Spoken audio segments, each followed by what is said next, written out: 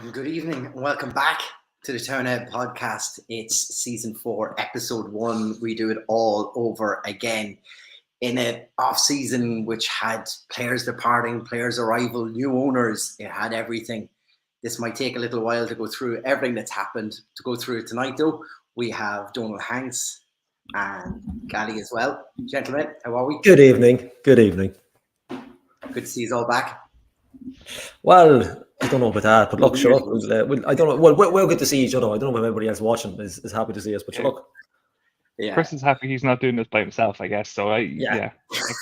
And this, what else do you want to see the night before Valentine's? These heads. Yeah. The ball red on. Look, lads, it's been when we think back of it, before we came on live, Gally, we were going through actually how many players have we signed. We were trying to add them all up and look at it. There's always one or two players to get past. I suppose we'll start way back when. It seems like a long time to have any changes, but Gally, like new owners in, we've got Brian Ainscough in as our new owner now. After the lads in Stat Sports and Andy Connolly had departed. I suppose that was the first move that was needed. It seemed to take a long time to happen as well, but it did finally happen.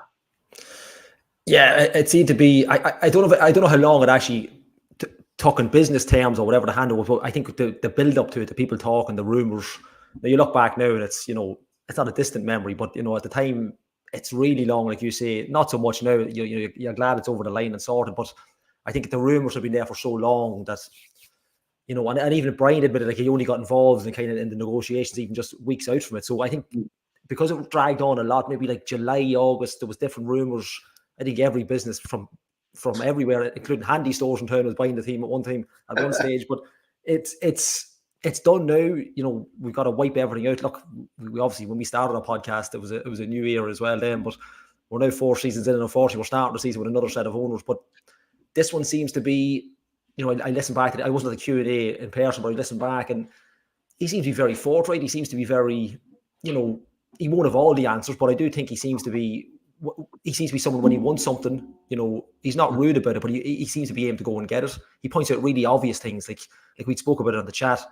The pitch is not in use. The AstroTurf and the YDC, simple little things that haven't been utilised in the area. And yeah, look, it's, not to go too far down the line, but you got to be optimistic. We're going to use that term in quotes, but I mean, because every year we start with this optimism, and then we're cut to Friday night, and it's a different face altogether. But no, look, I think everybody now knows probably where they stand. I'm probably more looking forward to this season, I suppose, than I probably was last year in a weird way. Although we've mentioned all the different signings, we'll get through them as well. But yeah, look, I'm looking forward to just kicking off now. I mean, it hasn't been the massive build-up that we're normally anticipate. I think we've kind of flown under the radar a little bit. There's not that there's nothing expected, but I don't think it's, we get down to where we're going to be in the league or where we think we're going to be, but I don't think we're going to be too worried early on what we're going to be doing. I think it's just good to get the season started and see what these players are going to bring for Stevie and the boys on the pitch. Yeah, look, Donald, it's another new season coming in and more new owners all over again. We've been here before, haven't we? Yeah, I was just thinking, like, getting my head around this now, getting on tonight and trying to remember like where we were at the start of last season and where we were at the start of the season before that, and there does seem to be a little bit of history seems to be repeating itself, that we're getting excited and trying to figure out, what our 11's going to be on the first day and how this whole season's going to pan out. But it's definitely, I think, optimistic 24 is how it but then, that's what I said, yeah. That's all we can be. Recovering, so Flano, big shout out to you, pal. I know we're in, because it's a clean slate in a sense, because the club's changed hands and there's been a decent turnover of players. I think all we can really be is just optimistic and like to look forward to Jimmy Cullen back at 25 goals, stuff like that. Like I think we're all pretty realistic at the same time. Like we're going to go in expecting good things, but we're all going to be realistic at the same time too, right? You've hit the nail on the head there, Don. Good things. We're not looking for great things. We're just looking for good things. We're just middle of the road, keeping it sensible this year, I think.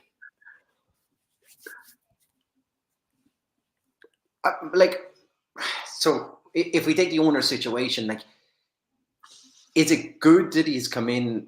I suppose when Brian came in and he didn't, Gally come in and say, we're going to do this, we're going to do that. We need to do all of these things and, promise the sun, moon and stars. And that doesn't happen.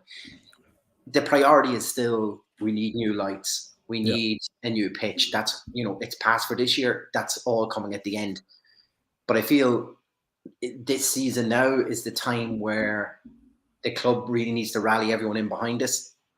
And, when we, as fans, start contributing to these things, and we can all say that we helped these grandeur plans to come, because we know there's been problems trying to seek funding previously. Brian said in his talk with the fans in the Lily White Lounge that night, he did say that he, from chatting to local councillors and stuff like that, he doesn't see that being a stumbling block, and the fact that there's nearly 80 years left on that lease too.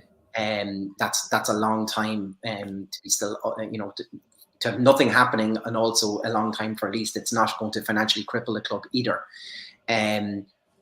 But something has to start happening. We have to start getting in on some of these sports capital grants and for infrastructure grants kind of going forward too. Yeah, you can't, like, how long have we sat, and I understand maybe 10, 15 years ago, Oriel Park was an issue then, but everything's kicked on now. The league's a different level now. The infrastructure, you'd hope, is going to be different. The players that are coming in are better players. People have more of an eye on it, since not just what Stephen Kenny done in Europe. You've Michael O'Neill back to Shamrock Rovers. You've Bradley. I know Donald doesn't like to mention those boys, but we're getting in early so I can get them out of the way of the season. But everything's kicked on again, and we're very guilty of having not kicked on at all. Like, I mean, infrastructure-wise, facility-wise, and that's always going to haunt us. And I've said it a million times, nobody knows worse than Dundalk fans, or better than Dundalk fans, how bad Oriel Park is. We know this already. But I just to go back to your point of what Brian had said, yeah, he hasn't come in and said, we're going to do this, A, B, C, and D. But you can tell he's obviously got this plan in mind, and he's maybe going to come at it from a different angle of what other people have tried. You're hoping with his business now, he's obviously involved with Kerry as well, and he's got business out in the States as well. But I just think, I think with the very first podcast we ever had, we were talking about fans getting involved. Yeah. And in fairness, fans have gotten involved, but there just hasn't been anything from the club side to say, right, let's come in, let's do this, let's make a plan. There's been murmurs of different things when Brendan Ogle started. We got involved in 1903. But I think this year now there seems to be a bit more of a, I don't want to use the word want, but there seems to be a bit more of a kind of cohesion between people. And, he's talking about local councillors. He doesn't think anything's going to stand in the way. But he's not been, what's the word I'm looking for? He's not been bullish about it. It just seems to be normal practice for him. He says, no, this isn't going to be an issue. We'll just try and sort this out and blah, blah, blah, blah. But for a club on the infrastructure side, I think we're going in the right direction now. I think for years we've kind of said, oh, it's going to be done. Stats are going to do this. Peak are going to do this. And it was never going to be done. But I do think we are getting somewhere now. And, I know Martin has an interview in the paper a week ago, we're not going to get a grass pitch. It's going to be, a redo of the artificial, which isn't ideal. But there's not really a lot you can do. But he has a point in that you want the women's national league team, if they get that far, the youth players will be playing on this pitch. You don't have to go and play somewhere else. So you understand that there's a lot of football because there is only one pitch there. But that's where infrastructure comes in, and you hope that I don't know what they can do to the side of the pitch there, or where they train, if something can be done there of a top class facility to play the youths on. But yeah, I think over the next couple of seasons, in particular this year, I think there'll be a lot of stuff done this year, kind of off the pitch, underneath the carpet, I suppose. That won't be making the big headlines that will plan for next year. Obviously, they've got another year on the pitch, but I just think there's this kind of, look, I'm very guilty of kind of coming on early in the podcast in the year and saying, oh, well, as John had put it, optimistic 24 and getting ahead of ourselves completely. But it just seems to be a little steady, gradual. It doesn't seem to be like, right, let's get us to here, let's get us really up the top from nothing. It just seems to be it could be a steady season for us on and off the field. And yeah, I just think, I'm not saying he's the only man that could have done the job, but he's the right catch for us, I think, just at the right time. Yeah, I think he's done really great work with Kerry FC, albeit at a different level. But I just think I think he suits us what we need down to the ground, because they're not looking for moon and stars up in Oriel Park. We're not looking for it's simple, basic stuff we're looking for.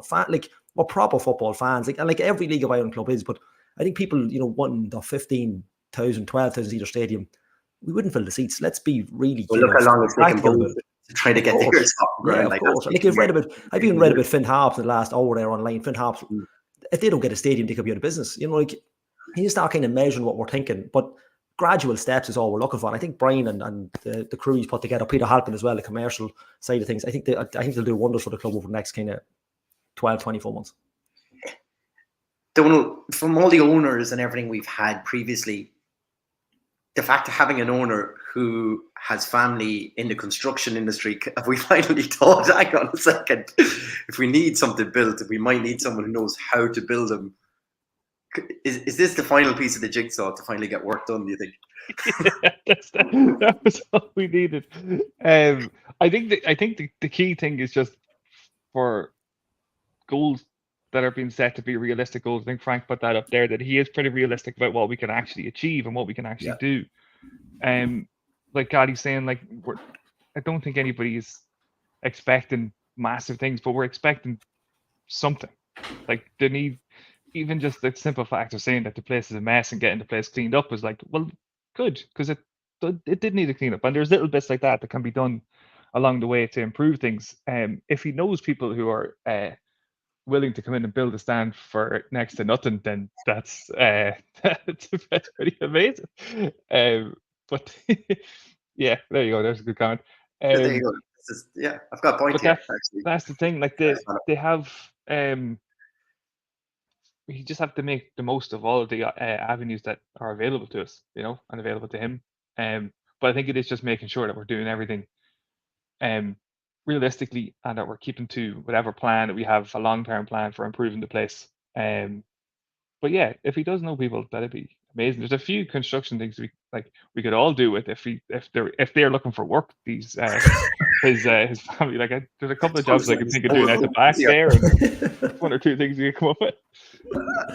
A town end gantry. I've been looking for one since we started this. A town end gantry would be unbelievable. You know, even Kieran mentioned there, you know, that Brian did say it at his thing, you know, maybe putting temporary structures even on the town end, having some temporary seating similar like we've seen in the mono stand with bows.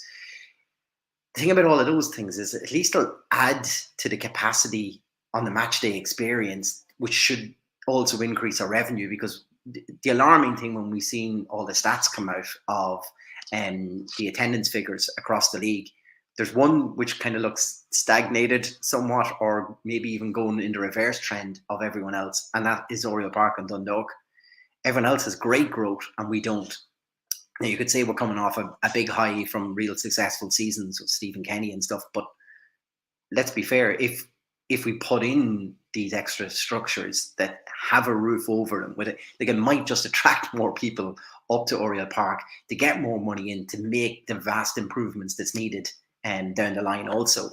You know, I think the likes of Jack and that mentioning, you know, we'd love a grass pitch. I think we'd all love the grass pitch, but I short term wise, that's definitely not going to be feasible.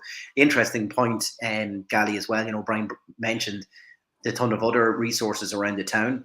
Could the club tap into other pitches and stuff around the town? Yeah. And maybe that's where other underage clubs end up playing under the Dundalk bracket. Then you might have the girls might play in a completely different pitch instead of Oriel Park as well, which might allow us to get some work done, because that's what's going to happen for us to make. Yeah, and over the years, you've seen, like, I know the under-19s. I think Jason McConnell was under-19s. Would have went to Glenmuir last year and played a couple of games there. Belogan, like the Dundalk famous, you would have trained it in Belogan once or twice. Key Celtic's a great facility. I can't offer the bond shot because you're not good enough to play on it.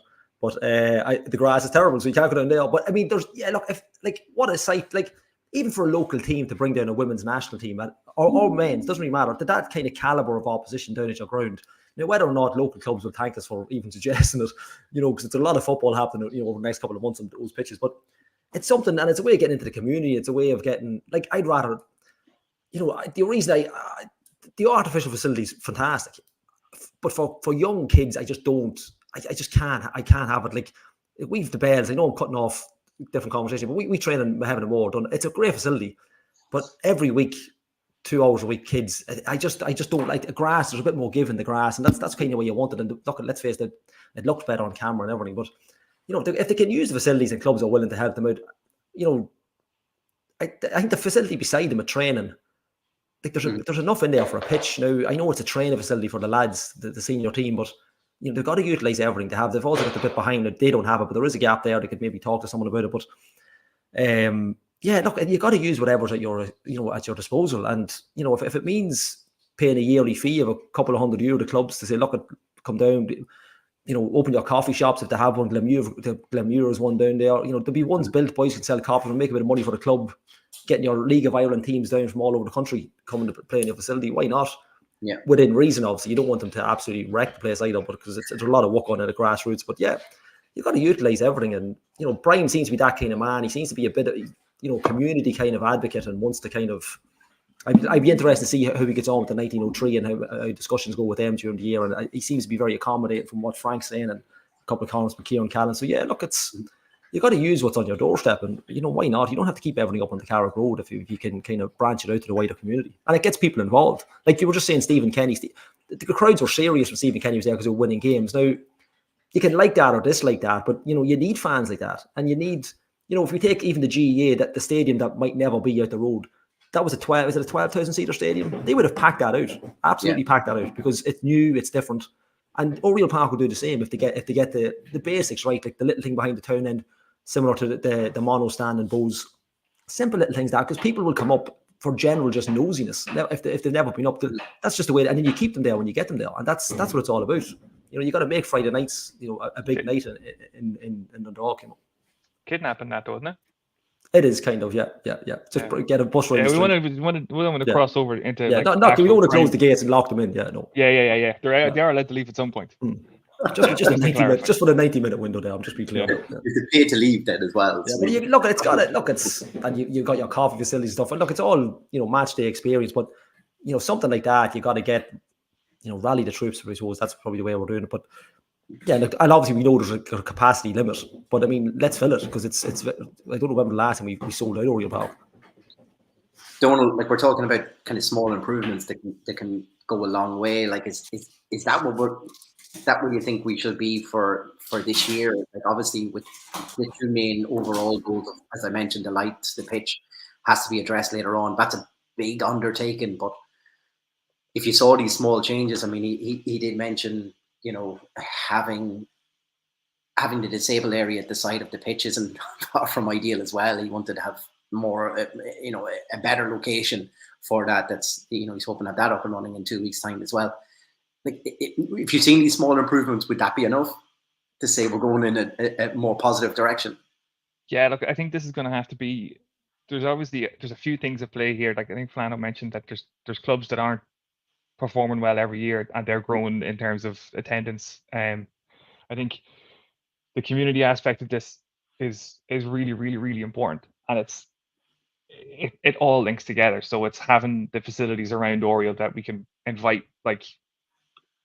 I always remember there's been a thing in Cork games of like a section that you could bring a class of kids up to. Like, there was a family section that they could sit in, which was like an amazing idea. And we obviously don't have anywhere that we could do that at the minute, but like something like that would be amazing. If you think for the bank holiday games, like against Drogheda and stuff like that we have coming up in the season, to make a really, really big deal out of there being a derby game on. I think it's 1 o'clock on a Sunday afternoon or something. Like, it's perfect time to get, or sorry, on a Monday afternoon, not Sunday. But it'd be a perfect opportunity to make a big deal out of getting families to come in if we had facilities for them on that day. But it's also like all of the facilities and all that stuff is great. But to Gally's point, I think if we get things right on the pitch, that then starts to feed into creating another. It's just another way of bringing people back to the club and getting people more interested and more excited. And I think there's an awful lot of good that will come from having a team performing well on the pitch and getting good results winning big games at home, which we have done like in the last few years. So we just need to build on that. But I think getting things right on the pitch is incredibly important this year, because we've seen the way the slight downward trend that we're seeing with attendances. And I think we need everything to work in our favor for the next year or so to try and bring everybody back and then reach out to more people to come in. And it's not saying we can't do one without the other, but everything's going to have to work in unison, I think, for the next year or two, just to try and get us in a much better spot, so that when we are challenging, say for titles or for playing European games, we have structures there in place, we have facilities there in place to make these big match days like must-see events that we want to bring people in from outside of the town as well. Like we want to bring people in from all the surrounding areas. I know we've always been talking about that sort of thing as well, but it's all going to have to work together, I think, in the next couple of years, which it's all difficult to do. I mean, nothing's going to be easy considering where the rest of the league has gotten to in terms of facilities and everything else. But yeah, we all need to work together. Like the community aspect on the pitch and then infrastructure behind the scenes. Like there's a lot of work to do, but I think we have people in place now that actually that are making it their business to go ahead and do that, which is great.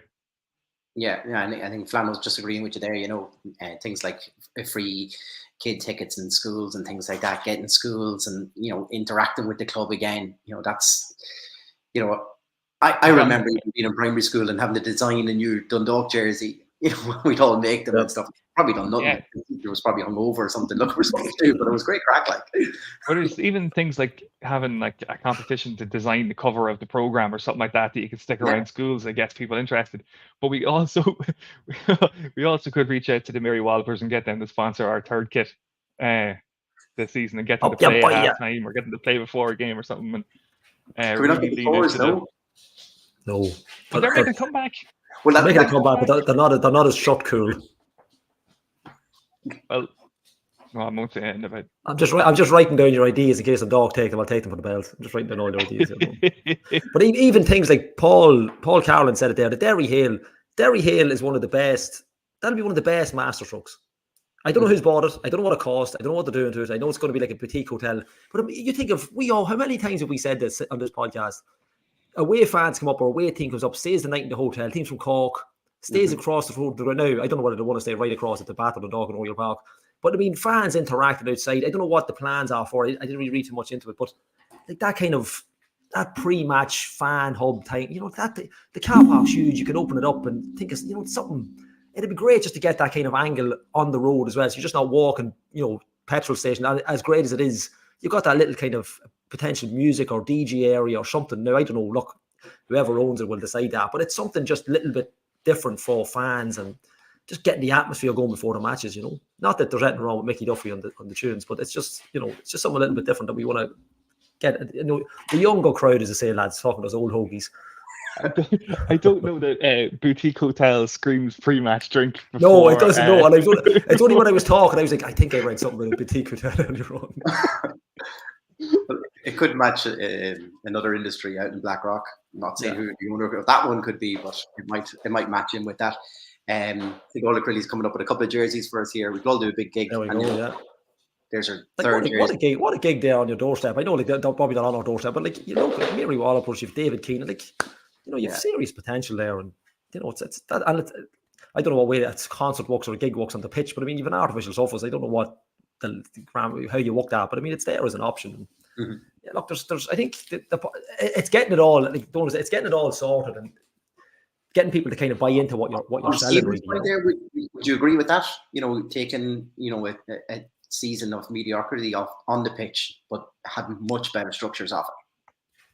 It depends on what your definition of mediocrity is, though, because we can't get relegated.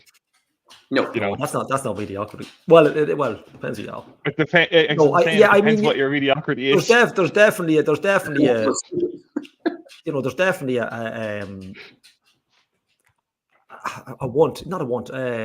light bulb with that. Yeah, because you know, we want success, but at the same time, we don't want it to come at a price in 2 years' time, in 3 years' time. We're sitting here again on season 5 of the podcast, season 6 of the podcast, and we've a new owner, lads. You know, we can't have that every couple of seasons.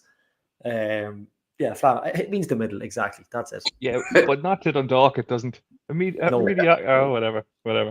But if we can get stuff, yeah. Look, I mean, I think we're probably looking at one of those leagues. I don't think we're going to be going massively full pelt, but I mean, off the field stuff has got to be. You know, we're on our 15th owner in 12 months. I don't know what we're on, but I mean, we got to get this. You know what I mean, somebody's got to hit this right, and I think the people are there to help him and help the club, and like Peter Halpin being involved as well, local business, former general manager up there, all kind of stems into that.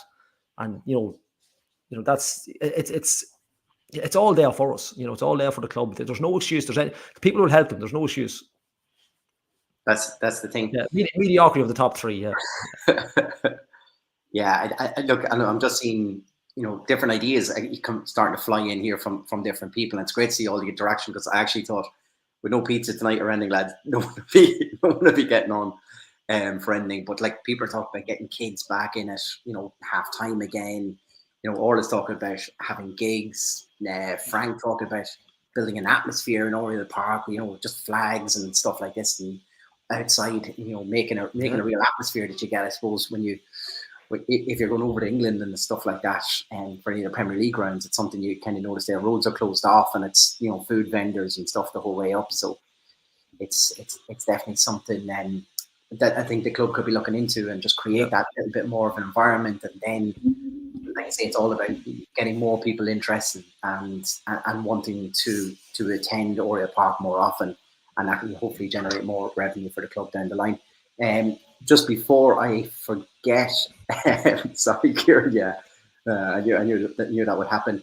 Frank did just say that the 1903 are holding their AGM on 2nd of March at 1 p.m. in the Lily White Lounge. So everyone, who wants to attend, obviously 1903 members, and I'm sure people who are non-members as well, who maybe just have an interest in the club, could also come up just to find out what opportunities and that's going on, and maybe get involved. And I think Kieran had something, could the Shedside Army, Tyrap Gang, 1903, could they all come together as well to come up with some ideas for the club? Absolutely. I think that's a great idea of getting those all together. And it might be worthwhile for the club to maybe actually set up something like that, to go through and get these kind of big groups together, big groups of fans up in Oriel Park together, and have them working for a common cause. I suppose the other thing, and I was asked to mention it, and it's probably something we'll probably mention going forward as well. There is the Dundalk FC development lotto now going forward each week as well, where that's raising money directly for the redevelopment of Oriel Park in different areas. So I suppose that's another revenue and another area that that fans could also get involved in, and will also help money to go to these bigger projects down the line. And I suppose it's all about having a pot of money down the line. Donal, I have a massive part here, and I said it's highlighted, and it's about players, but the first part is about the players who have left. And I thought, if ever there was a section for Donal to navigate through without naming anybody, this is perfect. I know. So, look, the big news, obviously, that we were stuck. Gally's mentioned already. The rumors went on and on about who the new owner was going to be, and then the next rumor, which followed after that, was about number 9 that used to be in Oriel Park. I'm trying my best to navigate around this one for you. That seemed to ramble on as well, and that probably didn't help the situation of where this club was going and what Stephen O'Donnell was going to be able to bring in or not. What's your take on the whole scenario? And you can mention without mentioning other players moving elsewhere also if you want. No, I'm okay mentioning certain. But I have no problem with Dickie Kelly. Like, he was an excellent player for a couple of seasons. I think he played maybe yeah, he did play up front a couple of times. I think some of the rumors might have started before the owner rumors. Anyway, so it did take a while, but I think, look, Donal's got a new gig coming. All I want to know is anyone interested in bringing back Lily the Panda. Donal, this is perfect for you. Yeah, you notice. Entertain Ben during the week, and then Oriel Park on Friday. Perfect. Yeah, excellent. So he left anyway, and we're gonna spell it WHOBAN. So Pat Huban, he left, but look, I think it was what he wanted. By the sounds of things, it was, I guess, where the club decided that they had to come down on this. If he was under contract and was, well, it just depends on who you're talking to for whatever the reasons were that he's not around anymore, but he's not around anymore. And I think there's so many things I'm trying not to say. I'm trying not to say anything that I want to say, but I probably won't be allowed in the podcast anymore if I say them. Anyway, I think it's probably all right now at this stage. He's I just hope he doesn't come back and do an Adebayor when he's playing in Oriel. Who's absolutely and looks for you in the crowd specifically, yeah. Yeah, well, I mean, if he has access to some private conversations that I've had, he probably would come looking for me. But he's no proof that I said any of them. But look, he's away, and we just need to move on now. Exactly. And it's one of those things where we can't expect anyone to come in and take his place, because he's like a legendary figure at the football club, and he'd always have his name etched in the history. Like, and that's the thing. In a couple of years, like when he's retired or whatever, and he comes back, he'd be welcomed back like an absolute hero and a legend, because he is and has been for the football club for such a long time. I think the way he left is it's a bit messy, and it's kind of upset some people, and I think it rubbed people the wrong way. Both sides. The people expected the sun, moon, and stars to keep him, and some people thought, no, look, we're better off letting him go now rather than letting him go for free next year. So he should be welcome back at some point as a legend at the football club, and I'm sure he will be. But I'm really, really not looking forward to seeing him playing against him, because I was trying to compare it to other things that have happened, and like, we didn't see him play for somebody else before. No. Like, it's not, he's like a weird League of Ireland unicorn that he only really played for one club. So we didn't see him come and play against us before. And I think I'm saying more than you think I'm saying. But yeah, he's it'll be weird to see him playing against us, and I'm not looking forward to it. So there you go. That was quite well navigated. Perfect. Anyone interested in the development lotto? David Caldwell just throw something into the comments on the Facebook page with a link to that if anyone wants to get involved. So David, I did remember to mention it tonight at least, and we'll mention it each week going forward from as well. Gally, look, there has been a drain out of probably some of the mainstays in the club over the summer. You know, you think of the players that have left. You know, we've already mentioned Dickey, we've already mentioned Hubin. I'm going to name them all. I don't know. John Martin's gone. You know, Greg Sloggett only just finding that then recently enough. And Sen and Mullen obviously also moving on for it as well. Maybe on the Sen and all these players, maybe is Captain Positivity. Should we bring him in? Captain Positivity. No, I'm gone again. Good luck. Welcome, Steph. You needed to help me out with that Hooven answer, Steph. You're a couple of minutes late. You said Sloggett and Malley was gone. I thought it's the head. No. No, they did go. Yeah. Conor Malley, he went Sligo, funny enough. They didn't have enough to go. Don't know. Yeah. You know, and we haven't even talked about, the loss of a goalkeeper also. Which was there's a few things to be said about that one too, but I'm not taking that one. Gally can take that one. Steph can take that one, because I'm sore from tiptoeing around the last one. We picked up the keeper, but then we didn't. There you go. Yeah, that's it. That seems to be it. Steph, I'll let you settle in for a second, but Gally, that's a lot of players that did leave the club, and that, we counted up there 10, 11 players that, Stevens had to bring in as a result then for it. It's far from ideal, because I think if you look throughout the league, the teams that have the most settled squads tend to perform the best. Stephen Kenny done it for years, just adding one or two players to it and keeping a core at the club. But this unfortunately has meant that we've had a fair few players leave and have to come back, and he's had to rebuild the squad all over again. Yeah, it's a massive upheaval, and it's not even it's not so much the numbers, it's the caliber of the players. Like I mean, we've got like I know we've mentioned that other fella, Patrick, but I mean like players like Greg Sloggett. I know it's for different reasons. Look, he's gone over to Cheltenham and the misses plays in England. That's look, you understand that as well, but. Players like that they're the ones you're going to really need to be looking at now for the gap to be filled in the middle of the park. I think, Stevie's had his work cut out for him.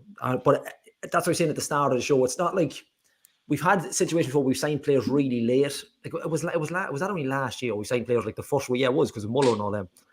But I think we've done something similar this year. But there seems to be a bit more caliber about these players. I'm only going on what I've read and what you see on kind of threads and stuff. But to have that kind of upheaval, it's years ago was a regular thing in League of Ireland where the whole squad was wiped and the best of the way went somewhere else. And then, like you say, Chris, Stephen Kenny came in and we kind of grounded a few down. But unfortunately, I think we're going to have that. We'll get 2 years maybe out of these players. There's certain players, the goalkeeper, the midfielders. Pat, obviously, look, it's a massive thing. But I think Stevie's done really well. And from what I can see on the players we've had, one or two haven't gone off the frighteningly good starts, but it's a big, especially if you're trying to fight up the higher end of the table to change a whole. You practically change 75% of the squad. Especially if your starting squad as well. We'll see what the lineup's going to be on Saturday night, but it's a massive turnaround. But I think it could be the benefit of them. I think let's just clear. You're not clearing the decks, but you're getting rid of players. Not rid of players. That's the wrong term, but you're changing it up to the point where. You've got a clean slate for someone. Like it's going to benefit players like Cammy Elliott. It's going to benefit players like this who might get more of a run than he would have got last season. We've lost kind of a town end favourites in Greg Sloggett, John Martin, but Darrell Leahy. I don't know if you mentioned Darrell Leahy. That's another one gone as well. A youth international player and gone to Waterford. But we've kept Doyle. We've kept the likes of like Archie Davis. For me, I couldn't believe having him for another season. I don't know what the contract is, but I think he had a 2-year deal. That's a good news signing. Like we would have swore blind here on the last show last year. He would have been gone. Somebody would have come in and took him. Even higher standards in League of Ireland. We just assumed. You've got Robbie Benson. Is there a higher standard? The league. Well, not for us. No. Well, it depends what game you look at last year. Leinster League was some of the higher standards, but we just assumed these players would go. We obviously heard about Sheps. That was kind of a. Look, we can go around at the end of the day, it's the same with Pat. It's done now. It's gone. We've got our goalkeeper in this evening, just 90 minutes ago, 2 hours ago. But I just think there seems to be a bit of a, and I'd like to watch myself back in the first episode of last. I've been very dangerous of repeating myself here, but I just think there seems to be a bit more bounce about this squad, if that makes sense. Even though some of them are unknown, I just think they seem to have a little more bit about them. Now, I don't want to be predicting that for the season, but yeah, and that's it. And they seem to be Stevens. They seem to have done the homework on them. Now, they've probably done the homework on somebody. Like even mentioned, there's someone who got off the top of it, Sam Durant. Players like that who've, we've kept Ryan O'Kane. You hear different things about, and obviously Stephen Todd has mentioned that Curtil sedan that's gone over to Turin. That's a player that's going to really, it's things like that annoy me more because, these players could really be absolute warriors for Dundalk. And obviously he's gone on to massive, massive heights, but we need to be keeping these young players at the squad. We don't want this kind of turnover every year. But, I think we've kept not who we could have kept, but I think we've kept a strong base that he's built a kind of around it. There's one or two you're not happy with, but look, that's football. I mean, unfortunately, we're not the team that we were. So we can't hang on to these players like a Rovers can maybe, or a Derry. This is just the way it is now. And I don't really have a massive problem with it. I think, look, there's one or two wanted to go, one or two we couldn't keep. That's fine. Look, let's move on and let's kickstart with the new players. I think we've done really well. You look at Mahan. Scott High seems to be a really, from what you read, seems to be really, really top youngster. Bradshaw as well. Boy, he looks like he's 6 shoulders. He's that big. Like the boys are built like bricks. You've also got local talent. Mayo signing contracts. That's what what we're looking for. McLaughlin getting preseason football. I just think it's going to be just looking really forward for a good season. I think Stevie's done. I think they've done really well considering what. Not many teams would, come back and kind of even compete or try and compete with the players they've lost. And yeah, look, I'm looking forward to the season with these new players. I think it's going to be something a little bit different for everybody, but I think it's to our benefit long term. So 1-1 the league, Dally. Well, I sat here our first year and said we're going to win the league after the President's Cup. The BB's highlight though. Jesus. It all went down here from there. Steph, your just thought on, the overall, having to overhaul, I suppose, that the whole squad, players leaving and the quality that's come in. Yeah, well, look, it's hard to know. I don't really like judging players on, where they've been, or because, you could have somebody that looks a world beater on paper, and then when you look at him, you're sort of scratching your head going, I just like to wait for 2-3 games in to sort of judge people. I think we all jumped the gun and judged Shepherd off his Malone Cup game, and we a bit of egg on our faces after that. So it's hard to know where the squad's at, to be honest with you. And even if we had got lost every preseason game 9-0, like, you could still hit the ground running and pick up a load of wins at the start of the season, or vice versa. You could be flying in preseason, and next of all, you're looking around after 3 or 4 games going, what the hell's going on? Where are we going from here? But it's just a big unknown for me. Like, you don't know the majority of the players coming in. You can only just go and look where they've come from, or what sort of level they've played at. But I honestly don't. If nothing will surprise me, to be honest.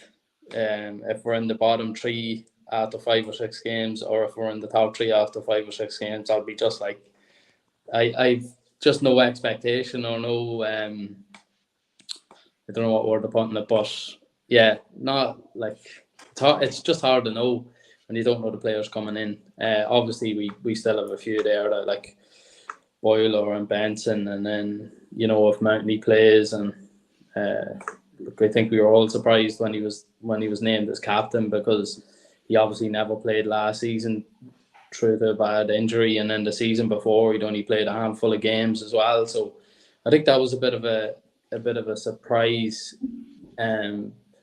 not for the character he is, because look, we spoke to him on the awards night, and we know he had a big influence on players, even though he wasn't playing last season or whatever. So you can understand from that point of view, but it was a bit of a surprise that he got named like club captain. You would have thought, Andy Boyle was sort of vice captain last year. You would have thought he would just stepped in and maybe put John vice captain. But look, you never know what's going to happen as the days goes on. Obviously, I haven't been up at any games yet myself, so I haven't been able to run the rule over any of the new players yet. But like I said, they're all just getting minutes in. There's a few Leinster Senior Cup games. It's good to see them back, but again, I think Dundalk will treat them as pre-season. We've seen them putting out the under-20s, and it was great for them to feel like they were part of the first team. And look, some of them will possibly push themselves into the shop window from the performance they put in. 0-0, I know it was against the Bows under-20 team as well, but to be on that stage as well is great. I used to love when the League Cup games would come around, and you'd be thinking, I might get a chance here to get minutes, and when Flano actually fucking give me a chance, Donald, something we've always mentioned on the pod here as well is, the talent within the town getting that opportunity. Steph and Gary have kind of touched on it as well, but like Owen Kenny seems to have kind of really taken his chance here in pre-season. He scored, a good goal against Drogheda, could have maybe had another. And he's been leading the line on his own at times during those pre-season matches as well. We've seen Mayoa come back in defence. Obviously, there was whatever issue kind of blocked him from getting any sort of opportunities at the latter end of last year. But he seems to come back kind of revitalised, is one way to put it, kind of this year. And then you still got the likes of, Luke Mulligan and stuff like that to come back in as well. And Sean Keogh as well. I think he played in the Bows match, didn't he, the under 20 selection as well. Like, from having little to none to all of a sudden having 4 or 5 academy players kind of making their way through. It's great to see.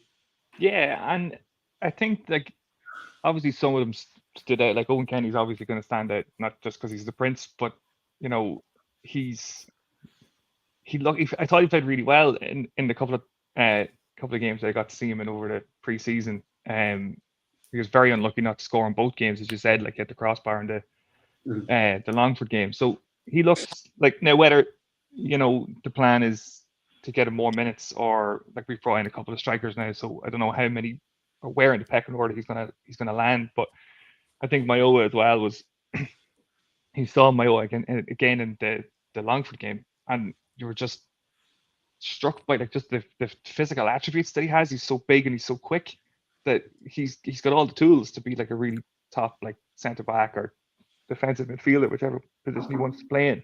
But again, it's just whether we can get them the minutes. Like I think obviously it wasn't last season, but season before that we were talking about how few games there were going to be because we didn't have Europe, and that you could get dumped out of a cup in the first round, and suddenly it's just the league games, and we've got all these players that are vying for positions, and it's how do you balance it out with giving youngsters meaningful minutes?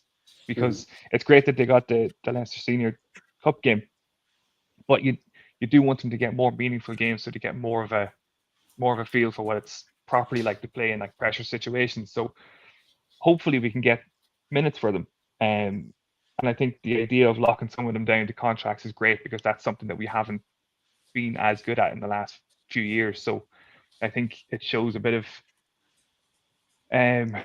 forward planning that maybe a few years ago wasn't there in terms of like players that aren't getting into the first team squad, but they know the potential is there. Like they're the ones that you need to get locked down because they're obviously playing in youth games and stuff like that. So I think it's the balancing act of obviously picking your best 11 every week, but trying to get some of these lads some minutes so they can properly grow into the team and grow into the squad. So I would be like really interested to see Owen Kenny playing a bit more, because I was properly impressed with his movement and everything around. As I said forward, I thought the night that they had O'Kane, Horgan, and himself up front, that they looked really quick and really good. So yeah, I'd be curious to see a bit more of him. But it's good that it definitely seems like there's forward planning involved in this, and it's not just reacting to somebody's looking for one of our players, so let's sign them up. Like it seems like there's a little bit more thinking involved in that aspect of things, which is good for the club.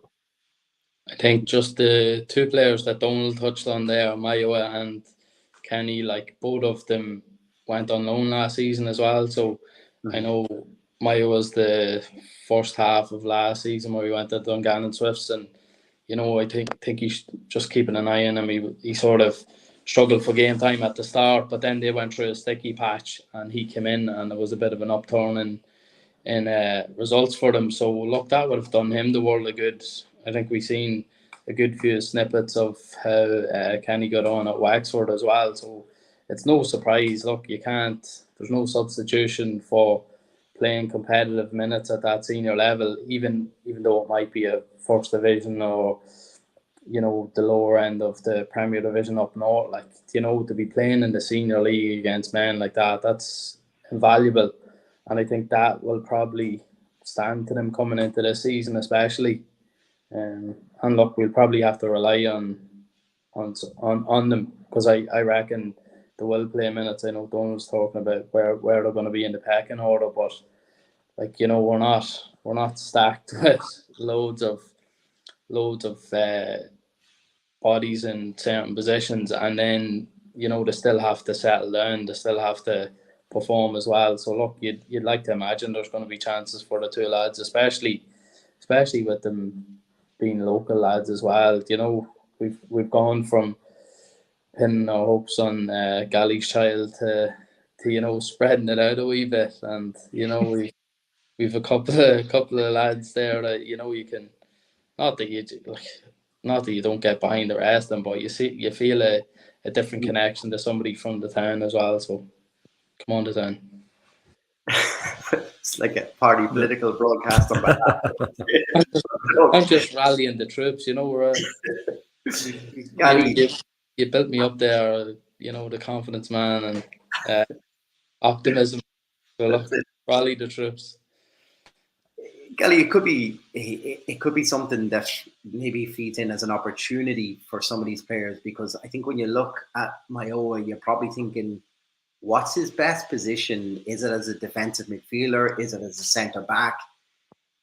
We could be in a situation like we've seen probably Paul Doyle play the majority of the preseason games in that role, but unfortunately, Paul had a big injury last year as well, and yeah, you'd be thinking who can fill into that role. And a big stature of a player like Mayoa might actually benefit us in that position, and also give us just maybe a different outlet, because don't know, I think was it the Longford game, we were looking like a lot of distribution had come through Mayoa. Going through him, yeah. His range of passing was excellent that night. I don't know. Yeah. No, it's an option. To be honest, even we were looking at the lineups earlier on, it never even dawned on me that he could play. I think, did he play his first game in the centre of the park with under Vinny? Did he play CDM there that night as well? He's definitely got all the attributes for it. He's an athlete. I mean, it's not even just the football. He's an absolute athlete. But he's definitely someone. We definitely need to be looking at playing more minutes. Like the boys have just said, it just echoes. Kenny as well. Kenny can also play in the right, if needed as well. Now, I don't know how many, I'm trying to think off the top of my head, wingers we have, you're better out of it last year. But yeah, it's the options. And I think, we have been shrewd probably, well, we haven't, Stephen has, in signing players that can play, has those little bit of, like, even if you take your man Zach Bradshaw as well, he's the same, like an athlete of, is all there, look, and keen to play football, young age, on loan from Lincoln. I think he could be a 6-month loan, is he? But the likes of having Mayo there as an option, you've got Doyle again, like you say, Chris, it's suffered with injuries. You've also got Benson if needed, but he wouldn't be more of your defensive kind of minded player. But most centre backs now probably can be used in the league as a CDM, because the way they're trained now, they're always they're footballing centre backs, so you always have that option. But he can definitely play more than comfortably in that kind of, dare I say it, I'll whisper Chris Shields role. I do think he'll be a centre back long term, but I definitely think he's an option. And you just want to see these players get minutes. You really do. Like Ryan O'Kane was kind of thrusting upon us very early. I mean, I think even Tiernan, who's now left Oriel, obviously going to the other team down the road. He even said, he was surprised. I was holding back. I didn't want to do it. He even said he was surprised at the minutes Ryan O'Kane was getting. They didn't think he was ready, but injuries were forced, and he was in, and he hasn't really looked back. And you're really hoping Mayo gets a chance. We mentioned here last year. We'd obviously mentioned Steph knows well better than anybody. Manny, who left to go to the other team as well, and is now making the big time over in England. These are players that never got a crack at it. Like what they did. I mean, the talent was there. They just never got the minutes we wanted to see them in. And like we've obviously had young Mullen go as well. But the likes of Mayo, I think he's definitely, this is the season for him. I think he could play more than we think. Because I think there's going to be we've suffered in that area for injuries, and I think he's definitely an option for people. Yeah, he's going to be a real great asset coming off the bench. I know you all mentioned Mountney there earlier on. I really don't know where the likes of, I know we're not talking about him, but I don't know, even Steph had mentioned captaincy. Look, it's a great for a player like that, but where he would fit in, I've absolutely no idea. I think he's definitely a marauder and right back or right wing, but whether he starts on this team, I don't see it now myself. But look, what do I know? I thought Archie Davis was terrible last year, the first game of the season, and I've never lived it down since. Steph, is it something that Stephen O'Donnell has identified in the players he's brought in? Like, it seems to be a lot of these players can play in a multitude of positions. Like, is that for a fluidity of different systems and being able to play? Because it was at times last year, were we just too rigid to the way we had to play? And this probably gives us a lot more options. I think that's the sort of profile of player that Stephen O'Donnell has signed. There has been a lot of players that you're sort of saying, where is his best position? Even Hogan coming back, like he was a left winger when he left Dundalk, but then when he came back into us, he was playing the 10. He started in the 10, then he was on the left, and he was on the right at certain times last year as well. So, look, I think there's that sort of profile. He likes a player that can play in a few multiple positions. There's a lot of the players, maybe bar a few of the centre halves, you could probably say you could see Archie Davis probably playing as a right winger or even centre mid, driving runs with the ball. I'm not too sure of the Scottish kid that come in left back, but if he's riding forward down the left, you could you'd imagine he'd be able to play left wing as well. So it seems to be a trait of Stevie's that he likes to sign players that can play in multiple positions. And look, it does no harm when injuries start to build up or suspensions and different things. Like we've seen Benson now play a left back a good couple of times last season as well. A few things like that you would have never seen previously. It would have been a lot more rigid under previous regimes that shall not be mentioned. This might be the perfect time. So we're trying to contemplate who could actually start for us next Friday in Tallaght Stadium. So look, we've a couple of ideas of who. Gally, I think your selection is up first on this one. It's funny because as we talked, I kind of kept thinking, got to put that person in my team. Got to put that person in my team. Got to put that person in my team. So I have a funny feeling as we put these up, we're probably talking ourselves out of players out of position and other players. I definitely have. I'd have one contentious one. That would be what I would debate. You could swap for either or, but yeah. I think for the game that it is, like I don't know if you can even see that. So, like, because of who the opposition is and where, like Steph had just mentioned, Robbie Benson. We were talking about this. I thought he pulled off a masterstroke here having Robbie Benson, but then we all thought of it at the same time. But I'd already had him in. I just think for the experience of the game, the type of game that it is, a goalkeeper aside, I think Shelby's going to be, a top. I don't want to be talking too much out of turn here, but I think he's going to be our number one because this is what they've been advocating for the last couple of weeks. No, and it's no disrespect to Monroe. Now, look, we could get the shock of our lives and Monroe starts Friday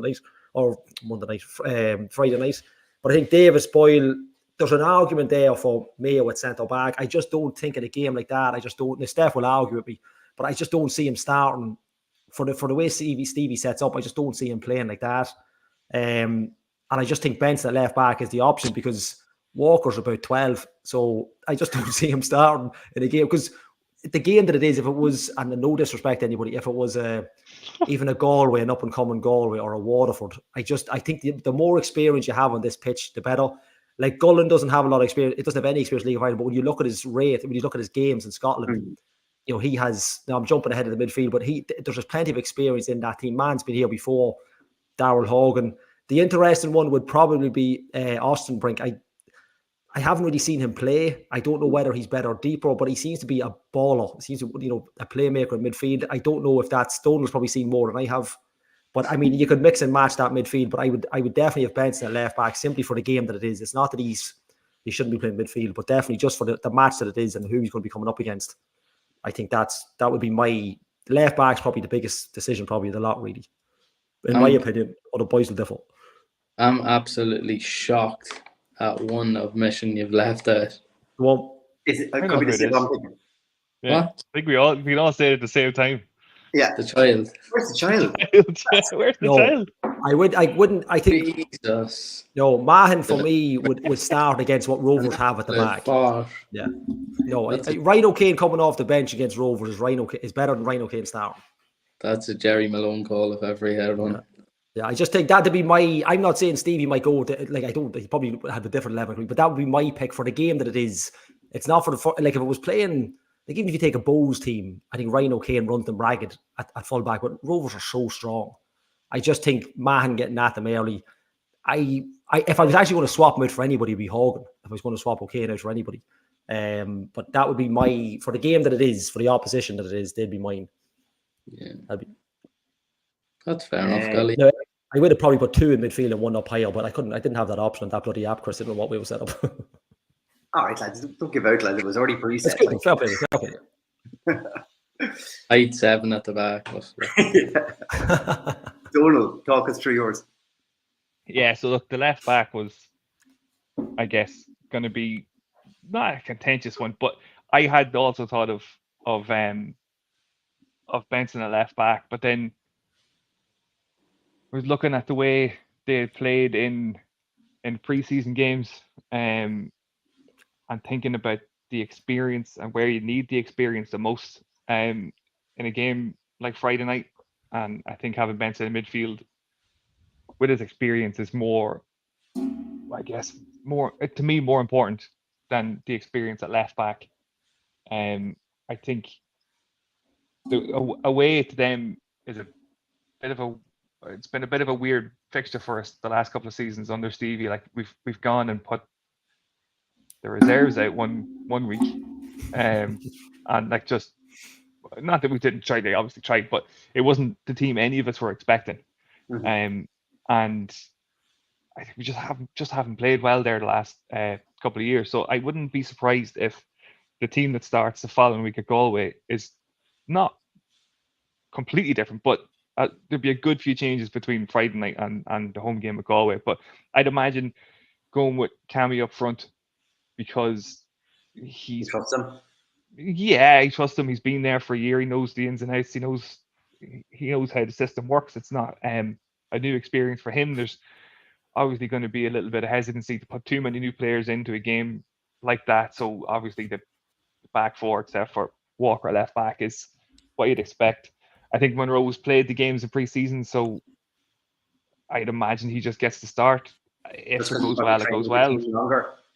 Yeah, I think just being in and around the camp is good enough to, like, they obviously trust him enough to play in the game, so, or in the preseason game. So I think give him the start and see how it goes. I think Austin Brink is, like Gary was saying, I think Austin Brink could be like a really, really, really good player for us this season. I think I liked a lot of what I saw of him against Drogheda, and his use of the ball and his ability to get the ball and quick passes, quick straight line passes to like wingers and forwards, which was, I guess, lacking sometimes. And one of the major criticisms that we had for last season was about sideways passes and going backwards and not getting forward enough and not being dynamic enough with the ball. And I think that's something he seems like he's going to be really good at. So I'm excited to see how he gets on. But yeah, like you could make arguments for a few others, but that's nailed on 100% the 11 that's starting Friday night. So I don't even know why we're having a conversation about the rest of them. who leaked you the team sheet on? I won't say. Let's see. And Flano makes a good point there. I think I don't know if it was all again, but definitely two of them anyway. He definitely did play. Sod did play 5 at the back against Rovers. That's a good point to make as well. So it'll be interesting to see if that happens again. I think I probably have a back four similar to Donal on this. I put Walker in just because he played that position, but yeah, you could easily see Robbie Benson play there as well. But I just thought having Robbie probably in the middle of the park on that, and having that sort of experience in the middle is ideal. And yeah, I went for Gullin up front as well because I think just I have a funny feeling giving him the 9 shirt and everything like that. They really see him leading the line. Mahan looks like a real baller. It'll be interesting that we didn't have this option, I think, that much last year, that on the right we'll have a real, exciting attacking player, and probably the one you'll interchange that could be Sam Durant in there as well. So you'll probably go from one for a defender, you're going from one energetic player to another. And that's something we probably didn't have last year. We probably went, to a completely different type of player. But that'll just kind of keep the pressure on. And I'm thinking the same as yourself, Gally. I'm thinking, Horgan probably starts, but O'Kane gets into that position as well. And that's, they're two real strong substitutes we could be making. A reason I went with Doyle and Benson in the middle and just High as the only kind of new recruit in there. I'm not too sure if he would start 2 new recruits in the middle of the park in Tallaght Stadium was the other option I was thinking on that. So I've probably gone for a little bit more of what he knows in a few regular positions kind of on that. But I said there's probably still 1 or 2 up for grabs kind of on that. But I also think though that the sign of Shelby today is a real sign that he'll want Shelby to be number 1, and he's coming from Forest, a real high level as well. So I think John Joe Shelby. Yeah. Who would we haven't got your staff? Who would you stick in there? What changes would you make now? Don't even know the whole squad, to be honest with you. So I'd probably pick I'd pick Look Chris's at the back key things. line. Left back, who you playing? I'd pick Chris's back line, Galley's midfield, and Donald's attacking force. Would you be able to see the game No, from the fence you're sitting on, or look, will it, I think I'd have to go. I think that back four that you have up there, Chris, is probably going to be the one that's going to be out there. I think you have to play a left back at left back. Although I think it mightn't be out of the realms of possibility that he'll play a 5 at the back. Yeah. Not one person's put Muller in. I don't know if he's had a bad pre-season, but he played a lot of minutes for Stevie last season, and he's still here. I don't know if he comes into the reckoning.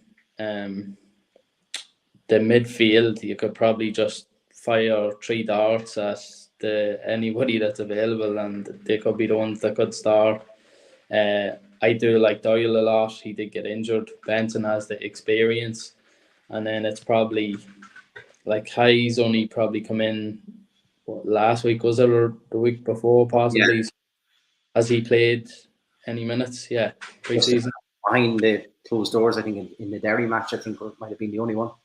Yeah. Well, look, so he's not played a whole lot. It'd be a big ask for anyone like that to come straight in against like the 3.5 league champions. They've won it 3.5 years in a row.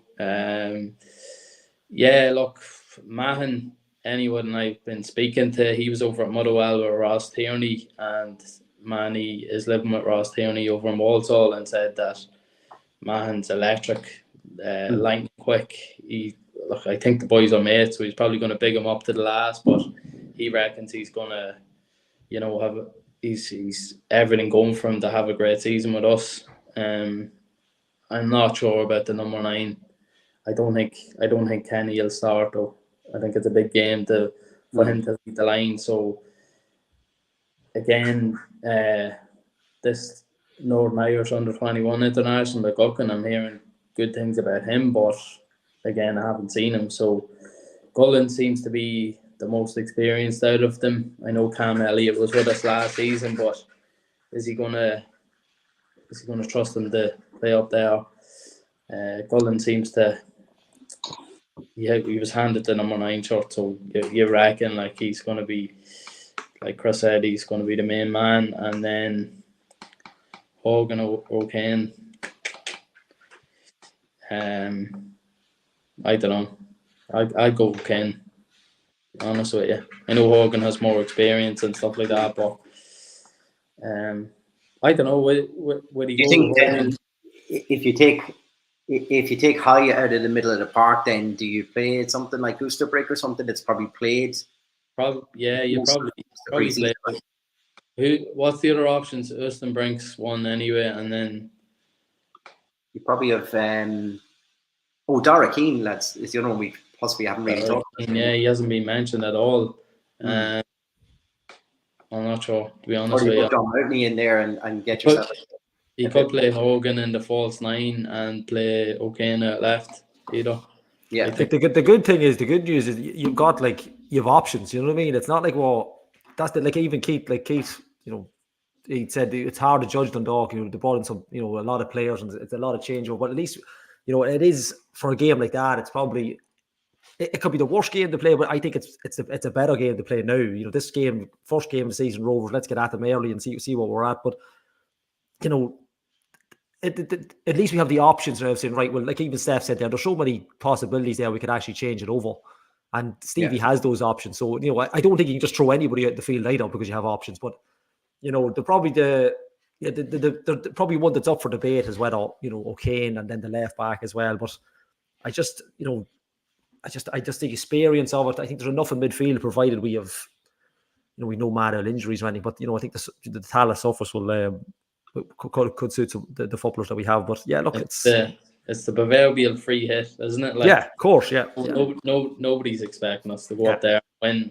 Yeah.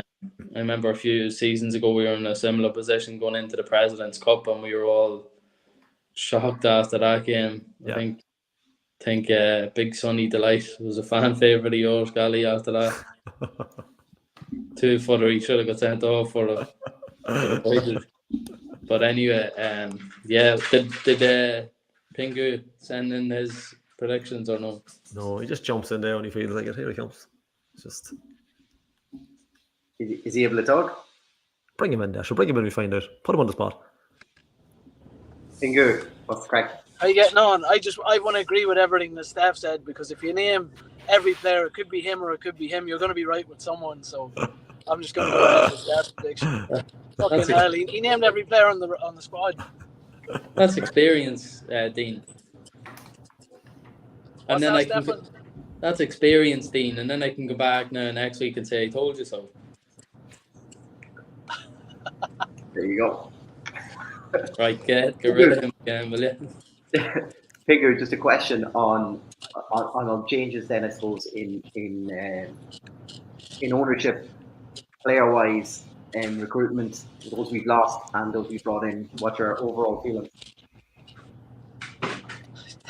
Ask me that question again at 9:30 on Friday, and I'll tell you I'm a little bit like Steph there. I didn't get to see a lot of preseason. I haven't been able to see the squad at all, so it's hard to gauge. But I mean, you start of every season, you're optimistic, aren't you? You know, so there's always that bit of optimism, and yeah, I suppose you'll just see how it goes. But from what I'm hearing, you know, from behind the scenes, everybody seems very happy with the squad that they've put together. And I know there's a lot of Dundalk fans have been complaining, and our old mate live at Oriel, every time a player from a League of Ireland club signs for another player from signs for another League of Ireland club, he's given out that we didn't go for them. But there's something nice, and you're not just going through the League of Ireland merry-go-round every year, you know. And this year we obviously have a few loan signings, but there seem to be, compared to the last two, there's more players that are here on permanence, and it'll be exciting to see where they end up at the end of the season, won't it?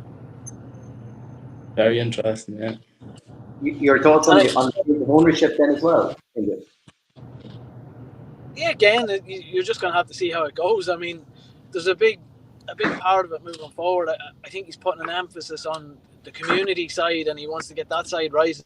I think getting the fans back involved, you know, I've made no bones, and I think we haven't done the podcast since 2012. When has there been supporter involvement? You know, the glory years kind of paper over the cracks of there's been no support involvement. That's something that he says he wants to do, and for me that's the barometer that I'll measure him with, right? I think since you know, being with Chicago Fire, you've become very measured in your responses now. You're giving us match of the day answers back. I like this. It's media training, Chris. That's the word. Stateside. The rest of what it is.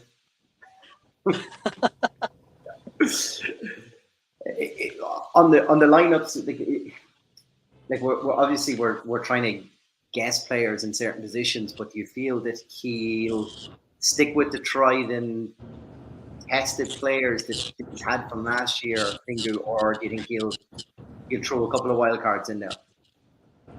I mean, it's Stevie, so there'll always be a wild card in there. Like, it just, even when we have a tried and tested and we have a settled squad, he was always liable to throw in a little wild card. But I would think you would think the tried and tested are going to be there. I'd be interested to see, does Mountney start? And I didn't get to listen to all the podcasts, but obviously he's club captain, and you don't want your club captain to be sitting in the stands.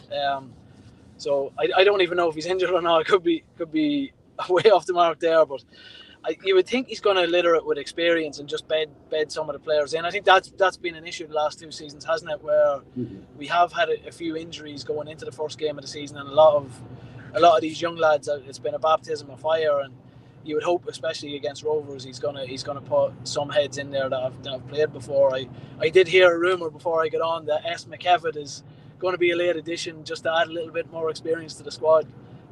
After I think he scored 1 goal, or he set up a goal with Glenmuir, and I haven't heard the end of it since. So from what I hear, he might be a late addition to the squad for Friday night. You've heard that much about it. I told you that much about it. You don't know if it was a goal or assist. Exactly. Exactly. You're talking shit. I do remember when he missed the penalty, though. I love the way when he was slagging. I love the way he was slagging me off, and then he said that Stevie's going to go with the wild card pick, and then he started talking about all the experience he was going to put in the team. He's gonna do both, is he? It's a bit like you picking the squad, Steph. It could be Horgan or Ryan O'Kane. Just pick one, Steph. Come on. I said O'Kane. You must have been listening. Well, if ever there was a reason to wrap this up, I'm like, this is it.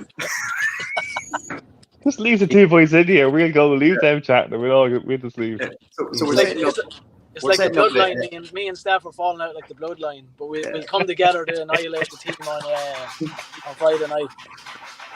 It'll be an offshoot of the Town End podcast. It's Town End After Dark, and just Steph and Pingu just have an argument. So it doesn't matter what comments anyone puts in; they're not going to listen and read them anyway. But there's a solicitor on that show as well, isn't there? There's a solicitor sitting in with them just to make sure they don't step out of line, too far out of line. We've gone on enough tonight. I suppose we'll know a lot more on Friday night after the match in Tallaght Stadium against Shamrock Rovers in our opening game of the season. We'll take this opportunity once again to thank Donal Green back on board with Dundalk Village again for our main sponsor of the podcast again this year. This is when I turn around to you, Steph, and I said, Steph, how's things looking with Vinny? Are we back in for our pizza? And you look at me and saying, I'm going to get on to that straight away. Yeah, I know Vinny will be good. He's a big supporter of ours, and they've recently picked up an award. I can't remember exactly which award it was, but probably the best chippy ever in the history of the whole world or something like that. Best pizza in the country award. So, there you go. Congratulations to all down at Tony's Pizzeria. Well done, boys. And then, we're back obviously with Player Fit. We might just do a mid-season research for something new for this year as well. So we'll put our heads together for that. I did see in the questions as well, some people asking any update on our sponsor Player.